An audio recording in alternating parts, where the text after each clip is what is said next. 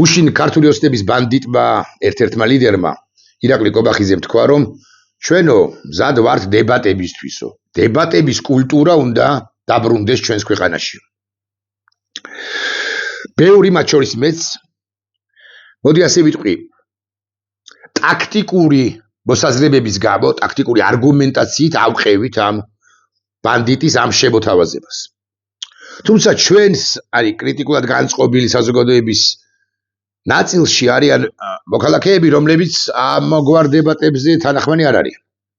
და ამბობენ, რომ და მართებულიც არის ეს სწორი შენიშვნა, რომ ერთგვარად შევუწყობთ ჩვენ ხელს ქართული ოცნების ლეგიტიმაციას და ვითარების ნორმალიზაციას, თუ ამ თამაშობაში შევყვებით ქართულ ოცნებას. ესეც სწორი არგუმენტია, განა არა. ამავდროულად ხაზგასმით ვამბობ, რომ იმ ადამიანებს, იმ პირებს, რომლებიც საჯარო სივრცეში არიან და თანახმანი არიან, რომ მონაწილეობა მიიღონ ამ გვარ დებატებში, თანახმანი არიან, იმიტომ რომ მიაყენონ კუთხეში ქართული ოცნების მოდებატე რომელიმე პირი, ამ ადამიანებსაც აქვთ გარკვეული და მსუყე და ძლიერი არგუმენტები. მოკლედ, ან ერთია მართალი, ვინც წინააღმდეგია ამგვარი დებატებისა ჩვენი სივრციდან, ან მეორეა მართალი, ვინც მომხრეა ამგვარი დებატებისა ჩვენი სივრციდან.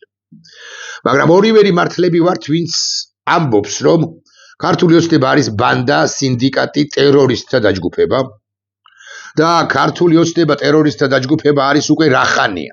კერძოდ, 2024 წლის 26 ოქტომბრიდან ამ ბანდა ხელისუფლებამ, ბანდა პარტიამ მიიწაცა ძალაუფლება, 28 ნოემბრიდან 2024 წლისა საერთოდაც მოახდინა სახელმწიფო კონსტიტუციური გადატრიალება, უარი თქვა რა საქართველოს ევროპულ ინტეგრაციაზე, ევროპაში ინტეგრაციაზე.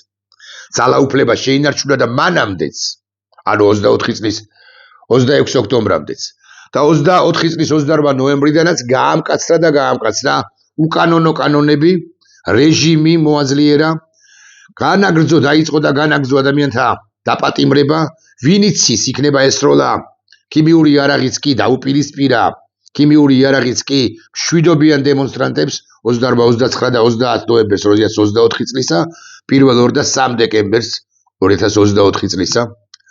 ციხეში და საპატიმროებში გამოვამწყდია პოლიტიკოსები, სცადა და ცდილობს პოლიტიკური პარტიების გაუქმებას. ციხეში გამოვამწყდია ჩვეულებრივი არაპოლიტიკოსი, მაგრამ პატრიოტი მოქალაქეები, რომლებიც ძევლებად ყავს აყვანილი და ამათთან საბოლოო ჯამში მართლაც რომ რა არის სადებატო.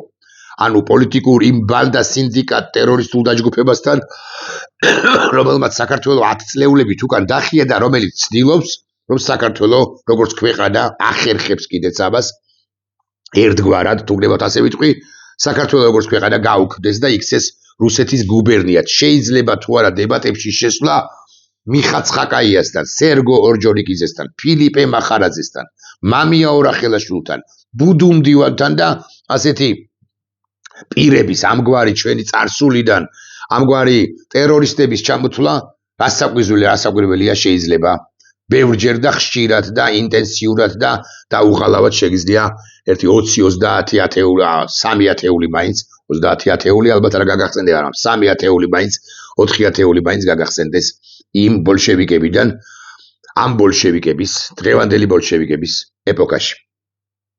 ამის მიუხედავად, აკი გითხარით, რომ არგუმენტები მათი, ვინც ამბობს, რომ დებატებში მივიღებთ მონაწილეობას, მათი არგუმენტების ერთგვარად მყარია, მეც ამ ადამიანთა სიაში არათუ ვიყავი, არამედ ვარ კიდეც თავად ვიტყვი. ოღონდ დებატების პირობებს ადგენს ქართული საზოგადოება და არა ირაკლი კობახიძე ბანდიტი.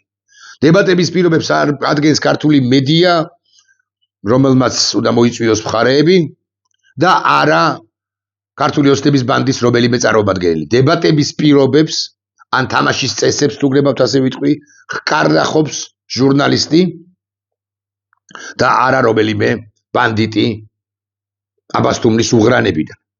მათ რა უნდათ იცით? მათ უნდათ ეგრეთ წოდებული თემატური დებატები. მოდი ვისაუბროთ სოფლის მეურნეობაზე. სოფლის მეურნეობაზე ესაუბრეთ საკუთარ მინისტრს. მოადგილეს და ირაკლი ზარქუა შეგიძლიათ ჩართოთ ამ ეგრეთ წოდებულ დებატებში. ტელეკომპანია იმედში. მოდი ვისაუბროთ რამდენად კარგად რაღაც გაიმართა გზა თბილისიდან რაღაც ბათუმამდე, ხო? ან ლიკოთის უღელტეხილზე. ამაზე უნდათ დებატები. რაც მეორე, მეხუთე, მეშვიდე, ან 47 ხარისხოვანია იმგვარ ქვეყანაში. როგორ ქვეყანაშიც ჩვენ ცხოვრობთ, ან გვაცხოვრებს ქართული ოცნება. ჩვენთან უპირველეს მნიშვნელოვანი საკითხებია ადამიანის უფლებები, რატომ გამოვამწყდიეთ ადამიანები საპატიმროში, რატომ არის მზიამაღლობელი საპატიმროში. ამ კითხვებზეა პასუხი გასაცემი და არა კითხვაზე, რომელიც სოფელში მიიყვანეს თუ მიიტანეს ელექტროენერგია. ან რომელი სოფლის გზა გაკეთდა სადღაც ზემო იმერეთში, ან ქვემო იმერეთში, ან გურიაში. ამაზე დებატები, ამგვარ საკითხებზე დებატები შეუძლიათ გამართონ საკუთარ პარტიაში. ხოლო მნიშვნელოვანი საკითხები ადამიანის უფლებები, საქართველოს საგარეო ორიენტაცია. აი ვოლსკი რო ყავთ, რომელმაც ან ბოჭორიშვილი, რომლებმაც ყველაზე მეტი იციან ქართული ოცნებიდან საქართველოს საგარეო კურსზე. მზად არიან თუ არა ისინი დაუსხდნენ ოპოზიციის ნებისმიერ წარმომადგენელს და გასცენ პასუხები კრიტიკულ შეკითხვებს. არა ტელეკომპანია, არა მხოლოდ თუ გნებავთ ასე ვიტყვი, არა მხოლოდ ტელეკომპანია იმედზე თუ იმედში, არა მხოლოდ საზოგადოებრივ მაუწყებელში, არა მხოლოდ რუსთავიორში თუ პოსტ ტივიში, არამედ სწორედაც რომ იმ სივრცეში, სადაც ისინი მასპინძლად საკუთარ თავს არ გრძნობენ, ვერ გრძნობენ. ბოჭორიშვილი მასპინძელია ტელეკომპანია იმედში და ვოლსკი კი პოსტ ტივიზე. ამ სივრცეებს, მხოლოდ ამ სივრცეებს არ გულისხმობ.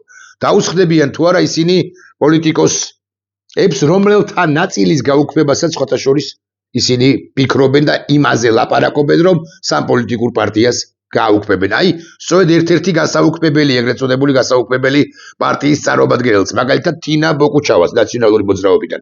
დაუსხდება თუ არა ხსენებული ვოლსკი ან ნებისმიერი სხვა პირი. ის ადამიანები, რომლებიც ერთი და იმავე ტექსტში, იგივე დღეს თუ დროს ლაპარაკობენ ერთის მხრივ ოპოზიციაზე, როგორც deep state-ის მართულზე, როგორც სისხლიანი რაღაც ომის გამომწვევზე თუ ომის მსურველზე, აგენტურაზე, დასავლეთის აგენტურაზე და ასე შემდეგ პოლიტიკურ ძალებზე, რომლებიც გასაუქმებელია. მეორე მხრივ ეს ქართული ოცნება სწორედ ამ პოლიტიკოსებს სთავაზობს კი დებატებს. თუ ეს ადამიანები, ეს პოლიტიკური პარტიები უნდა გააუქმოს, მაშინ დებატები, ეგრეთ წოდებული დებატები რა საჭიროა? ოი, უკაცრავად, გვარამიას დააბრალეს, რომ დებატები მან ამოსპო, რა უშლიდა ბანდიტ, თქვენს ბანდიტს, ანუ ქართული ოცნების ბანდიტ ირაკლი რუხაძეს ამ წლების განმავლობაში, რომ ტელეკომპანია იმედის კარი გაეხსნა ოპოზიციონერი პოლიტიკოსებისათვის, მაგალითად ზურა ჯაფარიძისათვის, რომელიც საპატიმროში იყო გამოწყდეული ცოტა ხნის წინ, გარკვეულზე მაღალი ან გარკვეული ალბათობით შეიძლება კვლავ შეაბრუნოს ციხეში ქართულმა ოცნებამ, ახლა თავისუფალია და რომელიც წლებია იხვეწება, რომ მოვალ პირდაპირ ეთერში და მელაპარაკენ. მოვალ პირდაპირ ეთერში მოიყვანეთ ნებისმიერი იმედზე მოვალ. მოიყვანეთ ნებისმიერი პოლიტიკოსი ეგრეთ წოდებული პარტიიდან, ბანდიტური დაჯგუფება ქართული ოცნებიდან და მასთან ვილაპარაკებ. ირაკლი რუხაძეს გვარამიას რომ ბრალდება ეს ყველაფერი, რა უშლიდა ხელს, რომ კარი გაეხსნა და ეგრეთ წოდებული პლურალისტული მედია თუ პლურალისტური საზოგადოების მედია შეექმნა, პლურალისტური საზოგადოებისათვის შეეწყო ხელი. მაგრამ ბანდიტი ირაკლი რუხაძე, ბანდიტი ირაკლი კობახიძის ბრძანებით ამ თუ ყარიბაშვილის ამნიშნულობა არ აკეთებდა ამას. ხოლო ორივენი თუ სამივენი თუ ხუთივენი თუ რამდენიც არიან ლეგიონია მათი სახელი, ისინი რასაკვირველია მთავარ ბანდიტ ბიძინა ივანიშვილს ექვემდებარებოდნენ. ახლა ბიძინა ივანიშვილი ადგა მარცხენა ფეხზე. დაიბარა ეს ირაკლი კობახიძე, აბა საიდან მოუვიდა ირაკლი კობახიძეს, რომელსაც აქამდე არანაირი დებატის გამართვის სურვილი არ ჰქონია. დაიბარა ირაკლი კობახიძე, პაპუაშვილი, ყაველაშვილი თუ ვინც არიან ეს ეგრეთ წოდებული ვერხუშკა, ანუ რაღაც ელიტური ნაწილი ქართული ოცნების ბანდისა, გამართეთ დებატებიო და ესენი იძულებულნი არიან, რომ აღასრულონ სიზმარი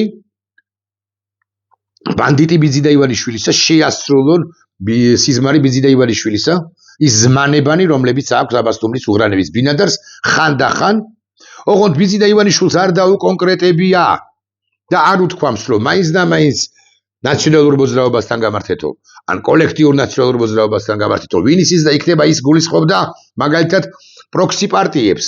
ესეთი პროქსი პარტია რამდენიმეა, მაგალითად ხალხის ძალას, სოზარ სუბარს, ანუ მათ შეიძლება ხვალ ასე გვითხრან, რომ გავმართავთ დებატებს ნინო წილოსანსა და ჩიბურდანიძე ყავთ. ალბათოდ ერთი ხალხის ძალაში მათ შორის, ამ ორი პოლიტიკოს შორის, ორივე უმრავლესობის წევრი კი არის, რეალურად ქართული ოცნების ბანდის მერვე ეშელონში კი არის ერთიც და მეორეც, მაგრამ აი მათ დებატებს შემოგთავაზებთ ტელეკომპანია იმედის ეთერში, მით უფრო რომ ოპოზიცია არ მოდის ეგრეთ წოდებულ დებატებზე. მოდის ოპოზიციის ნაწილი, მეც აქ იგითხარით, ტაქტიკური მოსაზრებების გამო თანახმა ვარ, ყაბულ ვარ, რომ გაიმართოს, დაიწყოს ეს თამაშობა, ოღონდ ამ თამაშობა უნდა დაიწყოს მათ შორის ჩვენს მოედანზეც, ეგრეთ წოდებულ ჩვენს მოედანზე, ანუ ასე მაგალითად ტელეკომპანია ფორმულას სტუდიაში, ასე მაგალითად და ტევე პირველი სტუდიაში და იმ თემატიკასთან დაკავშირებით, რომელსაც იმედი ბანდიტი ირაკლი რუხაძის ტელეკომპანია არ და არას დიდებით არ შესთავაზებს საზოგადოებას სოფლის მეურნეობაზე, იმსჯელეთ პოზიტივიზე თუ იმედზე, ხოლო თემაზე, რატომ უღალატეთ საქართველოს, იმსჯელეთ და როგორ უღალატეთ საქართველოს, ამაზე ვიმსჯელოთ თუ მაინც და მაინც ეს გარემო გინდათ, ვიმსჯელოთ ტელეკომპანია ფორმულას ეთერში. ამბავიც ის არის, რომ ყველაფერი არის ყალბი, რომელიღაც ეტაპზე ირაკლი კობახიძემ უნდა უთხრას ბიზინა ივალიშვილს, რომ ესენი არ მოდიან დებატებზე და ამიტომაც ვერ იმართება დებატებიო და ბიზინა ივალიშვილის თვითკმაყოფილი უნდა იყოს იმით, რომ ამ თვალსაზრისით ვითომ და გაიმარჯვა ოპოზიციაზე, შესთავაზა და ოპოზიციამ თქვა უარი, არ ამბობს ოპოზიციის ნაწილი, თუ გნებავთ ასე ვიტყვი, არა რადიკალები, აი თქვენს რიტორიკაში რომ ჩავჯდი, არ ამბობს უარს დებატებზე. მოდით ტელეკომპანია ფორმულაში და დაუსხედით, დაუჯექით ნებისმიერ პირს, ოღონდ ძირეულ და ქვეყნისთვის მნიშვნელოვან საკითხებზე, არა იმაზე, რამდენი ჩაი მოიკრიფა, ჩაის ფოთოლი მოიკრიფა გურიაში გასულ წელს, ან რამდენი ღვინო დაიწურა წლევანდელ წელს თუ გასულ წელს და იწურება წლევანდელ წელს, არამედ ვილაპარაკოთ იმაზე, რაც არსებითად მნიშვნელოვანია ჩვენი ქვეყნისათვის და ესეთი საკითხები არის უხვად და ძალიან ბევრი, მათ შორის კორუფციის საკითხი.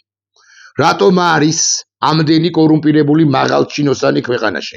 და შეგვიძლია გვარების დავასახელოთ, არა მხოლოდ დაპატიმრებულებისა, არამედ დასაპატიმრებლებისა. რატომ არის დასაპატიმრებელი მაღალი ალბათობით კახაკალაძე, დედაქალაქის მერი დღესაც? ეს კითხვა ისმის და ამ კითხვაზე აქვს პასუხი გასაცემი დებატებში ქართული ოცნების ბანდიდან მოწვეულ თუ მოსულ პირს და არა იმაზე, რამდენი სკვერია აშენა ბანდიტმა კახაკალაძემ საბურთალოზე თუ აძალადებში, ასე მაგალითად. კიდევ ბევრი საკითხია, რა საკვირველია. ეს არის ადამიანის უფლებები, აქ იგითხარით. ეს არის ქიმიური იარაღის გამოყენება, არ გამოყენების საკითხი. ეს არის საგარეო ორიენტაცია ჩვენი. ეს არის ვითომ ფეიქ ზრდა ეკონომიკის ამაში ხო მაგრები ხართ? ხო ამაზეც გინდათ საუბარით. მოდით ვილაპარაკოთ უსაფრთხოების საკითხებზე მათ შორის. თავდაცვის საკითხებზე მათ შორის. გლობალურ პროცესებში რომ არ მონაწილეობთ, ამასთან დაკავშირებით ვისაუბროთ. კობახიძე ბანდიტმა გუშინ იყო თუ გუშინ ტელეკომპანია იმედის ეთერში ბრძანა, რომ საზოგადოებრივ ჯგუფებშიც უნდა შედგეს ეს დებატებიო, თუ საზოგადოებრივი ჯგუფებიდან ფეიქ ექსპერტებს მიიწვევთ ტელეკომპანია იმედში და ეს პირები და მე შემიძლია რამდენიმე დასახელებაც კი უბრალოდ ახლა არ ვაკადრებ მათ და საკუთარ თავს და მაყურებელს, რომლებიც ჩემი მოსაზრებით მზად იქნებიან, რომ ამგვარ ფეიქ დებატებში მიიღო მონაწილეობა, მაგრამ თუ მივა ვინმე ტელეკომპანია იმედში ეგრეთ წოდებული საზოგადოებრივი ჯგუფებიდან თუ ეგრეთ წოდებული ექსპერტებიდან და იტყვის, რომ ოკეი, ვილაპარაკოთ რაღაცაზე, მაგალითად ევროკავშირია სულ მდგომარეობაშია. ხო, პირობითად ვლაპარაკობ, ან შეერთებული შტატებისა და ევროკავშირის ურთიერთობები. არა. ყველა ვინც მივა და არ დასვავს თავარ კითხვას, რატომ გადაუხვიეთ, რატომ უღალატეთ ქვეყანას, თუნდაც ტელეკომპანია იმედში, თუნდაც ტელეკომპანია ფორმულაში, ტევე პირველში საზოგადოებრივ მაუწყებელზე რუსთავიორზე და ასე შემდეგ, ვინც არ დასვავს აი ამ თავარ კითხვას, ის რეალურად იქნება შეკრული საქართველოს დე-ფაქტო ხელისუფლებასთან. ეგრეთ წოდებული ექსპერტები, ეგრეთ წოდებული ჟურნალისტები, ეგრეთ წოდებული საზოგადოებრივი სახეები, რომლებსაც რა საკვირველია მოძებნის ფულს გადაუხდის სხვა თუ არაფერი ქართული ოცნების ბანდა და შექმნის ამ იმიტაციას წარმოადგენს ისე, რომ აი დებატები გაიმართა ნორმალურ სიზულვილის ენა რომ არა აქვს იმ ეგრეთ წოდებულ ჟურნალისტ თუ ექსპერტსა და ჩვენს, ანუ მათ მომხრე ჟურნალისტსა და ექსპერტს თუ პოლიტიკოს შორისო. არა. მთავარ კითხვებზე არის და მკაცრ და მკვეთრ კითხვებზეა პასუხი გასაცემი. რატომ უღალატეთ ქვეყანას? ვიდრე ამ კითხვაზე პასუხი გაცემული არ იქნება, ამგვარ კითხვაზე, მაინც და მაინც ამ ფორმულირებით შესაძლოა არა, რატომ არიან დღეს პოლიტპატიმრები ამ ქვეყანაში. ვიდრე ამ კითხვაზე პასუხი არ იქნება გაცემული, ყველა ეგრეთ წოდებულ თემატურ ან წვრილ საკითხს ედებაც აზრი არ აქვს. მე მომხრე ამ დებატებისა ახლაც ვადასტურებ, მომხრე ვარ, ოღონდ მოდით და იმ დღის წესრიგით უნდა ვიაროთ, რა დღის წესრიგსაც შემოგთავაზებთ, მედია თქვენ არა გაქვთ დღის წესრიგის განსაზღვრის არანაირი უფლება, მედია თავად საზღვრავს, სტუმარი ვინ უნდა იყოს, თემა რა უნდა იყოს, დრო რამდენი უნდა გქონდეს ამა თუ იმ სტუმარს, როგორი აქცენტები დაისვას შეკითხვის ფორმულირებისას და ასე შემდეგ და ასე შემდეგ. და ბევრ საკითხს განსაზღვრა, ყველა საკითხს, როცა მედია დებატებზე ვლაპარაკობთ. ეხლა თქვენ თუ აგორაზე შევარდნა გინდათ და რაღაცა სადღაც ამგვარ სივრცეში დებატების გაბართვა, კი ბატონო, ამგვარ სივრცეშიც გაიბართოს დებატები, ოღონდ მთავარ კითხვებზე უნდა იყოს პასუხი გაცემული, ქიმიური არაყი. თუ არ გამოიყენეთ და ოკეი, არ გამოიყენეთ, მაშინ სად არის მამუკა მდინარაძის დასკვნა 29 მამუკამდინარის უცხების დასკვნა 29 და 30 ნოემბერთან 28 და 30 ნოემბერთან დაკავშირებით, 1-2 და 3 დეკემბერთან დაკავშირებით, 4 და 5 დეკემბერზე რომ ესაუბრება სუსი და ამბობს რომ არ გამომიყენებიაო, დანარჩენი დღეები როცა იყო გამოყენებული წყლის ჭავლი, მომიტინგეების დასაშლელად, რატომ არ არის ხსენებული სუსის გამოძიებაში? ეს კითხვა სანამ არ დაისმევა რომელიმე ბრჭყალებში ნორმალური და ხელისუფლებასთან რეალურად კი შეკრული ეგრეთ წოდებული ექსპერტის მიერ, რომელიც მივა ტელეკომპანია იმედზე და ილაპარაკებს რაღაცაზე, ხო? მანამდე ამ დებატებს როგორც ასეც აზრი არ აქვს და ეს იქნება ტყუილი დებატები საქართველოს ხელისუფლებად წოდებული ბანდის მცდელობა ნორმალიზება მოხდეს, მისი აღიარება მოხდეს და ნორმალიზება მოხდეს ვითარებისა. სალომე ზურაბიშვილი versus მიხეილ ყაველაშვილი. გაბართეთ ამგვარი დებატები. გააქვთ ერთი ადგილი უკანალი ყოფნით, არ ყოფნით, რა საკვირველია. პრემიერების დასახელებად შეიძლება ყოფილის თუ დღევანდელის პარლამენტის თავმჯდომარე, მაგალითად, დავით უსუფაშვილი versus რაგვარია ეს პაპუაშვილი. მზად ხართ ამისთვის? თავდაცვის მინისტრების დასახელებად შეიძლება თინა ხიდაშელი versus ირაკლი ჩიკოვანი. მზად ხართ ამისთვის? ირაკლი ალასანი ალბათ არ მიიღებს მონაწილეობას. და ასე შემდეგ და ასე შემდეგ. აღარ ვლაპარაკობ წინა თავდაცვის მიხეილ სააკაშვილის დროინდელ თავდაცვის მინისტრებზე, ორი მათგანი რამდენადაც მახსოვს თუ მეტი არა გამომწყვლეული ყავთ ციხეში. ანუ ახალაია და ოქრუაშვილი, თუმცა სხვებიც იყვნენ, ხო, თავდაცვის უწყების ხელმძღვანელები იმხანად გიორგი ბარამიძე versus ირაკლი ჩიკოვანი. თანახმა ხართ? დამოუკიდებელი საქართველოს თავდაცვის უწყების ხელმძღვანელებზე ვლაპარაკობთ საბოლოო ჯამში. მაგრამ ეს ყველაფერი არის ტყუილი. და მე კვლავ ვიმეორებ, თამაშობისა და ტაქტიკური მოსაზრებების გამო, ოკეი, მაგრამ აი ხვალვე გამობრძანდით ოფისებიდან თუ სამსახურიდან, ხვალ რა დღე გვაქვს შაბათი, უკაცრავად ზეგ და 3:30-ზე თუ 3 საათზე მოდით ჩემთან სტუდიაში. დავდგამს, მოვიწევს სახელდახელოდ ნებისმიერ პოლიტიკოს, ოპოზიციონერს და ვისაუბროთ საკითხებზე, რომლებიც აქტუალურია, ხოლო ჩაის მოსავალი, რამდენი ფოთოლი ჩაი მოკრიფა ირაკლი ზარქუა დიმიტრი სამხარაძესთან ერთად გურიაში. ხო, ეს ნაკლებად საინტერესო კი, ეს საინტერესო საერთოდ არ არის. ჩაიზე ელაპარაკეთ ნინო წილოსთან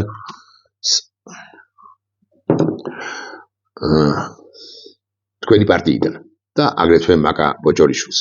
უკრაინას რატო არ უჭერთ მხარს, მოდის ვიხდი. ეს არის კითხვა და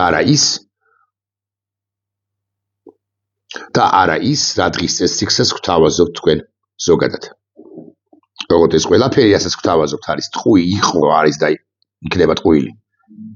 თქვენი ლეგიტიმაციისთვის უბადრუკად გადადგმული ნაბიჯი და ვერ გაიმართება ასეთი დებატები რეალურად, იმიტომ რომ სწორედ თქვენ იქნებით ძირეულ საკითხებზე მსჯელობის მოწინააღმდეგეები.